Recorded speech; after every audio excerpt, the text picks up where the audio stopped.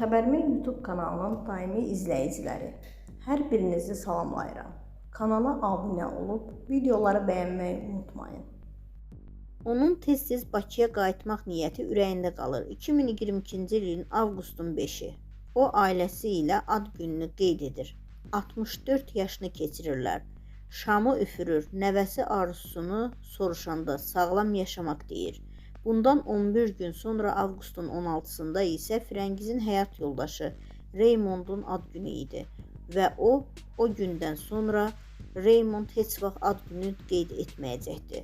Çünki həmin gün əri və kürəkəni ad gününü qeyd etmək üçün restorana gedir. Firəngiz isə özünü yorğun hiss etdiyini deyir.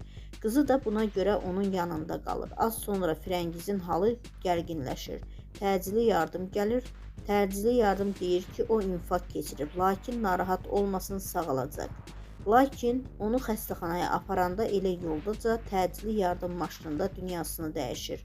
Firəngiz məhz həmin gün ürək tutmasından dünyasını dəyişir.